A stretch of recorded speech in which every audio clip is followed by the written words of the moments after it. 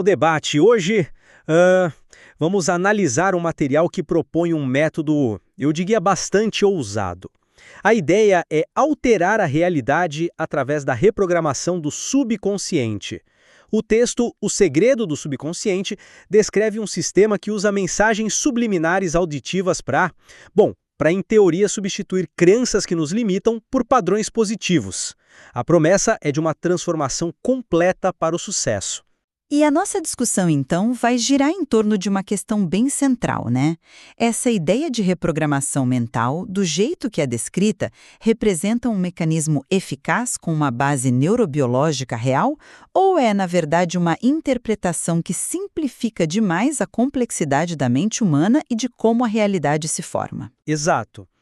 E nesse ponto, meu argumento é que o modelo apresentado é sim coerente. Ele consegue unir de uma forma bem inteligente a psicologia do subconsciente com mecanismos neurobiológicos que a gente já conhece sobre formação de hábitos. Já eu vou sustentar que essa união de conceitos é mais especulativa do que científica.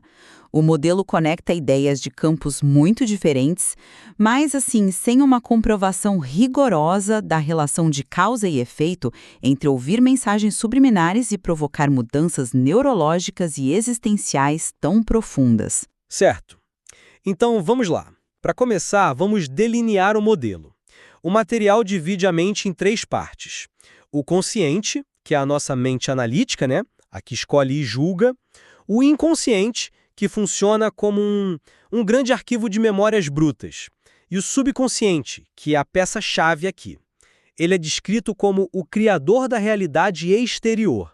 Uhum. A ideia é que ele manifesta no mundo físico as crenças que nós, em algum momento, validamos como verdadeiras.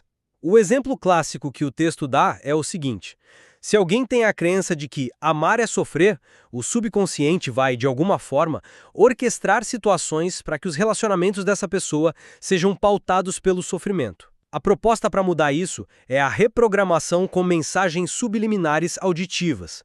São áudios com afirmações positivas gravadas em frequências muito próximas do nosso limite de audição, quase inaudíveis. O objetivo é contornar o que o material chama de barreira consciente pensamento crítico. E isso teria uma base neurobiológica, a tal sugestão sináptica, baseada na teoria do Dr. William Sadler. Basicamente, a repetição de pensamentos cria e fortalece caminhos neurais, como se fossem sulcos no cérebro. A repetição das novas ideias subliminares criariam novas rotas neurais, mais fortes, que com o tempo substituiriam as antigas. E o mais interessante, o processo todo é descrito como algo que pode acontecer de forma, e eu cito, mecânica, automática, sem estresse e sem esforço, especialmente durante o sono. E é justamente aí que, para mim, o ceticismo começa.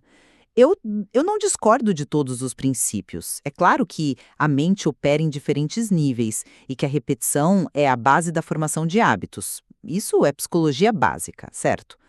O que me parece problemático é a cadeia causal que o material constrói. Ele descreve com uma precisão quase cirúrgica a fisiologia da audição. A onda sonora que vibra o tímpano, movimentos ossículos, estimula células na cóclea, que transformam isso num impulso elétrico que vai para o cérebro. Tudo isso é fato. Sim. Mas o texto dá um salto lógico enorme a partir daí. Ele assume que, só porque esse processo físico aconteceu, a essência de uma mensagem como "eu sou próspera" foi absorvida pelo subconsciente e tem o poder de reconfigurar crenças complexas. O que a gente vê é uma fusão de neurofisiologia com conceitos abertamente metafísicos, como a lei da atração e a ideia de que a mente é uma caixa de créditos que sempre diz sim para qualquer pensamento. Para mim, a conexão entre estimular passivamente algumas células nervosas e superar crenças profundas, formadas por anos de experiências, traumas, sucessos, não é apenas um salto, é um abismo. E, sinceramente, a noção de que uma mudança psicológica tão profunda pode ser automática e sem esforço vai contra praticamente tudo que entendemos sobre terapia e desenvolvimento pessoal, que exigem participação ativa, reflexão, enfrentamento consciente. O material argumenta que essa é a grande vantagem dele. A mente consciente, com seu filtro crítico, muitas vezes é o nosso maior obstáculo à mudança. Se você tem uma crença de que não é capaz e tenta se convencer do contrário conscientemente, seu crítico interno imediatamente diz: "Isso é mentira. Lembra de todas as vezes que você falhou?" Certo. A abordagem subliminar ignora esse debate interno. O texto explica que, embora essas mensagens em baixa frequência não sejam registradas como importantes pela atenção consciente, a repetição constante funciona como um alarme para o cérebro. Sinaliza que aquela informação, mesmo sutil, tem relevância. A descrição é que a informação chega à área consciente não como um som que você ouve, mas como, e eu cito de novo, a impressão de que a mensagem é um pensamento interior, é um processo de dentro para fora. Ao bombardear a mente com "sou muito capaz", o subconsciente, que não julga, assimilaria gradualmente esse significado. É como plantar uma semente diretamente no solo fértil, sem precisar pedir permissão ao jardineiro, que talvez não gostasse daquela planta. Mas essa ideia de contornar a mente consciente me parece problemática por outro motivo. Essa barreira não é só um porteiro teimoso. Ela é o nosso sistema de validação da realidade. É através da mente analítica que nós atribuímos significado, contexto e valor emocional às informações. Se você simplesmente a contorna, como essa nova informação ganha o peso de uma crença real? O próprio material define crença como tudo aquilo que foi validado como verdadeiro em sua vida. Como algo pode ser validado se a parte da sua mente que faz a validação foi deliberadamente posta de lado? Uma frase ouvida passivamente sem o engajamento do nosso sistema de julgamento me parece vazia. Ela carece de contexto emocional e da conexão com nossas experiências. Não seria só um ruído de fundo neurológico em vez de uma nova crença fundamental? Mas aí você está pensando no processo como se ele fosse instantâneo. O material propõe que a validação ocorre justamente pela repetição. A primeira vez que a mensagem "sou capaz" chega, ela pode ser um ruído. Na milésima vez, o cérebro começa a tratá-la como um padrão. A analogia do arquivo morto que o texto usa é interessante nesse sentido. Informações que o consciente julga sem importância são arquivadas no subconsciente. A repetição seria o ato de puxar esse arquivo de novo e de novo, até que ele passe a ser considerado um arquivo de acesso rápido, um pensamento corrente. A validação não é lógica, é uma validação por insistência, por familiaridade. O cérebro começa a aceitar a mensagem como um pensamento próprio, simplesmente porque a ouve o tempo todo vinda de dentro. Essa analogia do arquivo morto é exatamente isso, uma metáfora de organização de dados como num computador. Não é um mecanismo neurológico comprovado para reescrever a personalidade. A ideia de que uma mensagem arquivada pode ser ativada por simples repetição para formar uma nova crença central me parece uma simplificação muito grande de como a cognição e a emoção funcionam juntas. Crenças sobre nosso valor, sobre amor, sobre dinheiro, estão amarradas a memórias, a sentimentos fortes, a dores e alegrias. Acreditar que podemos substituir isso com um loop de áudio passivo é ignorar toda a complexidade da experiência humana. É como tentar mudar a fundação de um prédio apenas pintando as paredes. Bem, discordo que seja apenas pintar as paredes. A proposta aqui é justamente mexer na fundação, e a base para isso é fisiológica, não apenas metafórica. A sugestão sináptica e a teoria dos botões, ou botões sinápticos, oferecem uma explicação física concreta. Não estamos falando só de ideias abstratas. O argumento, baseado no trabalho do Dr. Sadler, é que a repetição de um estímulo, mesmo que subliminar, forma e multiplica fisicamente os botões no final dos axônios, nas sinapses. Isso cria uma nova rota neural, um caminho mais largo pavimentado. Quando o impulso nervoso precisa viajar pelo cérebro, ele segue o caminho de menor resistência. Uma rota com mais botões é uma rota mais forte, mais rápida. Isso explica fisiologicamente por que é tão difícil mudar um hábito. O caminho antigo está profundamente sulcado, é uma autoestrada. A reprogramação seria o processo de construir pacientemente uma nova autoestrada ao lado da antiga. Com a repetição, a nova via se torna tão eficiente que o tráfego de impulsos naturalmente passa a preferi-la. É uma reengenharia neurológica. Certo. A neuroplasticidade é um fato. Conexões sinápticas se fortalecem com o uso e se enfraquecem com o desuso. Isso é a base de todo aprendizado e memória. Ninguém aqui discorda disso. Minha questão fundamental é sobre a qualidade e a especificidade do estímulo. A recepção passiva de áudio em baixa frequência é um estímulo robusto e, mais importante, direcionado o suficiente para gerar essa reestruturação física de forma tão precisa? Pense em outras formas de aprendizado que sabemos que mudam o cérebro. Aprender a tocar violino, por exemplo. Isso exige atenção focada, prática deliberada, correção de erros, feedback sensorial, emocional. É um estímulo riquíssimo, complexo e ativo. O mesmo para aprender uma nova língua.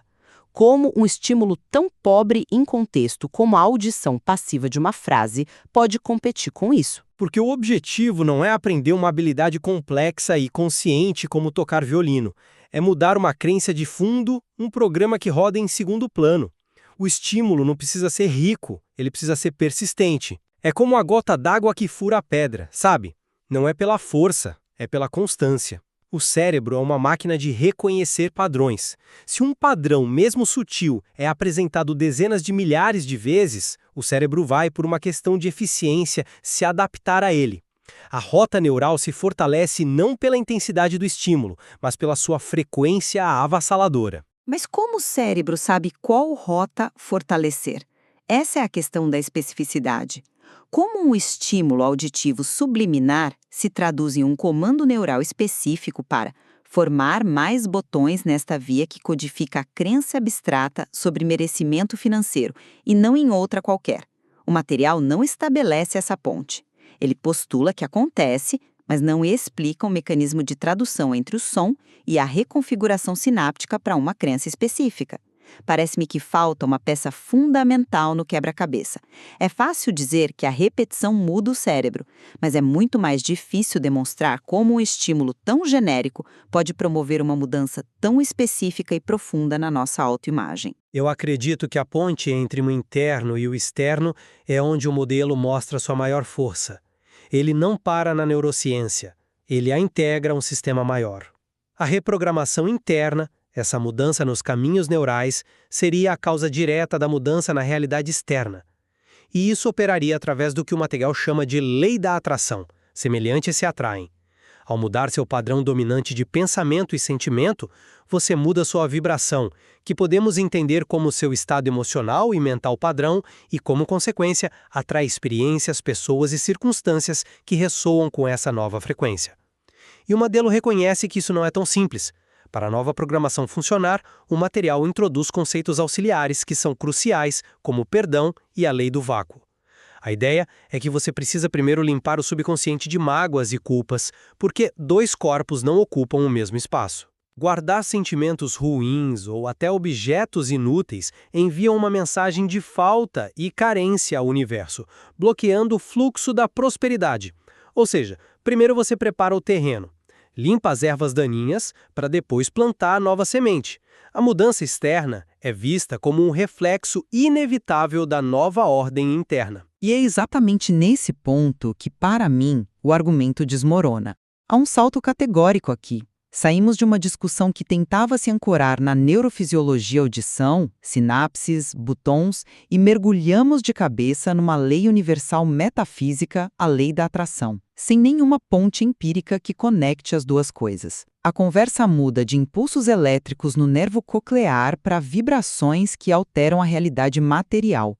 Onde está a evidência para essa transição? Conceitos como perdão e desapego têm um valor psicológico inegável para o bem-estar mental. Uma pessoa menos ressentida e mais aberta provavelmente tomará decisões melhores e terá interações sociais mais saudáveis. Mas o material não os apresenta como ferramentas psicológicas.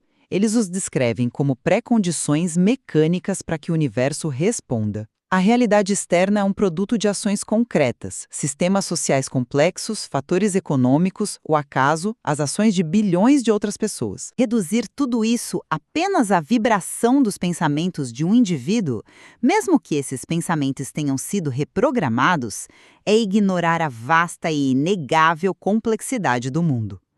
A causa e o efeito aqui são, na melhor das hipóteses, uma correlação fraca e não uma causalidade direta como o texto promete. Eu vejo de outra forma. A vibração não precisa ser uma força mística, literal.